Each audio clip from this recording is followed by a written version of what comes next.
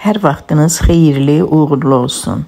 Bu günləri çox ləzzətli, çox dadlı bir keçə ətindən qovurma hazırlayacağam. Ətlərin içində ən faydalısı, ən ləzzətlisi, ən xeyirlisi keçə əti olduğunu bilirdiniz. Keçə ətini, yəni körpə çəpiş də deyilir. Çəpiş ətini belə böyük tikələrə ayırıram. Mütləq belə böyük tikələrə ayrılmalıdır. Daha sonra qazanın içərisinə tökürəm. Üzərinə çıxan qədər soyuq su əlavə edib odun üzərinə qoyuram. Kəfi çıxana qədər qaynadıram. Bütün ətlərdə etdiyim kimi bunda da mütləq kəfi çıxan kimi suyun altında aş süzənə süzürəm və baxın qaynatmıram. Belə kəfi çıxan kimi aş süzənə süzürəm və ətləri təmiz axar suyun altında mütləq təmiz suyu çıxana qədər yuyuram. Kəf ətin sümüyün arasında qalan qandan əmələ gəlir. Biz də mütləq onu yuyub atmalıyıq. Onda yeməyimizin həm dadı, həm ləzzəti, həm də görüntüsü çox gözəl olur.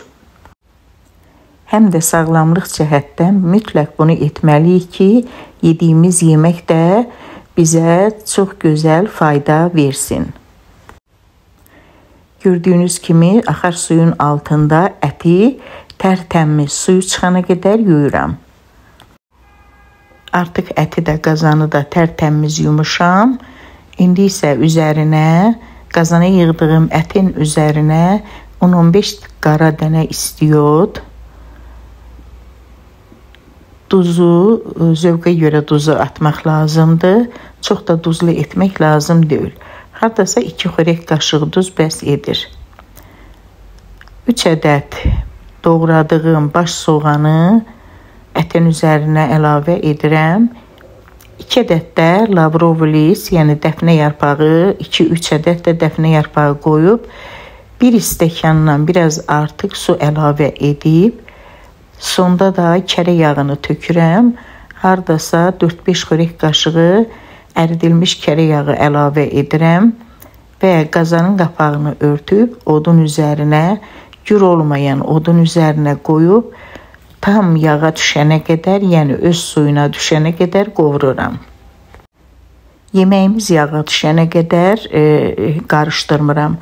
Ancaq suyu tam çəkilib az qaldıqdan sonra yağa düşüb qovurulana qədər tez-tez qarışdırıram. Artıq yeməyimiz hazırdır. Ətin rəngindən də görünür ki, nə qədər gözəl, ləzzətli bir çəpiş qovurması hazır oldu. Yüksək təzyiqi olan, şəkər xəstəliyi olan insanların qoyun əti, quzu əti deyil, çəpiş əti yesələr daha xeyirli və faydalı olar. Sonda da nə qədər gözəl, ləzzətli bir keçi qovurmamız hazır olduğunu gördünüz. Əgər videomu bəyəndinizsə, əməyə hörmət olaraq bəyəni düyməsini basıb öz gözəl yorumlarınızı bildirməyi unutmayın. Hələlik.